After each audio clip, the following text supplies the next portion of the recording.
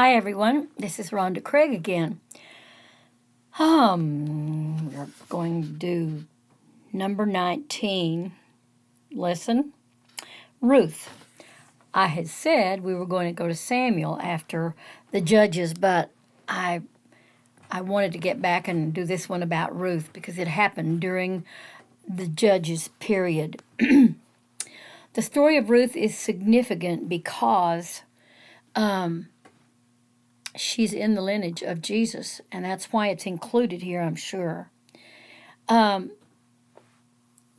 It opens, the book of Ruth opens by saying it happened during the time of the Judges. So we know that we're in the right time frame here.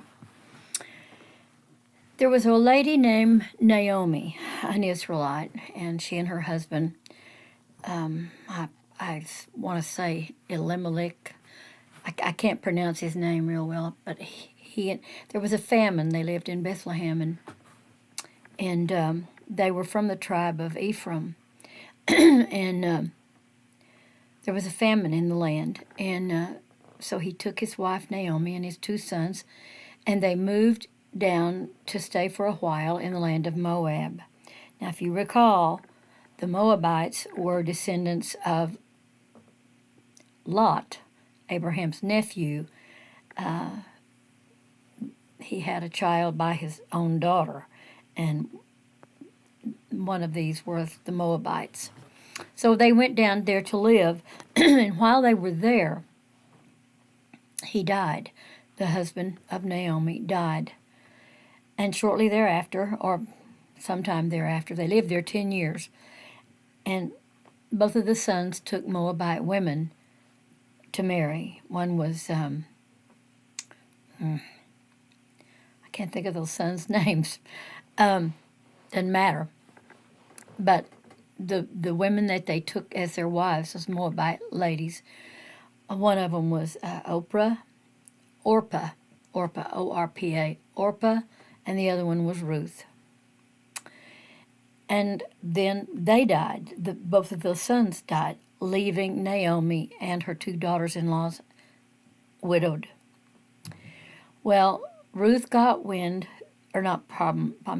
Naomi got word that the famine had let up some in Israel and in her homeland, and so she decided to go back. There was nothing there for her now. Her sons and her husband were gone. So both of those daughter-in-laws decided they'd go with her back to her homeland. And as they're traveling along, Naomi stops and says, no, you have to go back to your homeland. There's nothing there for you. You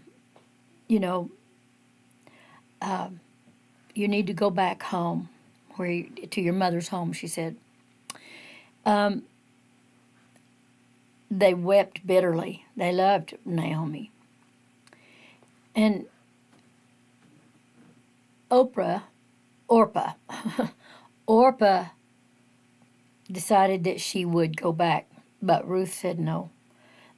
She clung to her and said, "Don't tell me to go. Wherever you go, I'm going to go. Your God will be my God." Sometimes these words are said at a wedding, and they weren't there. It's a mother-in-law. It's a daughter-in-law to her mother-in-law. When my mother-in-law passed, I used this as her eulogy. She was such a wonderful woman, and she was known as Granny Craig, and because it's a beautiful story about a mother-in-law and her daughter-in-law. Well, they went back to where Naomi, her old home, and they were very hungry. They didn't have anything. Back then, there wasn't an old age pension or anything. And so Ruth decided to glean in a nearby field. And after they had harvested, and it happened to be barley harvest, that immigrants could come in, or anyone, I guess, could come in and pick up the pieces of grain that were missed when they were gathering in the grain. And she would glean enough that she and Naomi could get by. Well, it was in the one who owned the land was named Boaz, and he noticed her, and he noticed her faithfulness to her mother-in-law, and so he gave orders to his to his workers in the field to leave a handful on purpose. I've heard lots of sermons on that. A handful on purpose, so that she would have more to get when she was gathering up the grain for she and Naomi.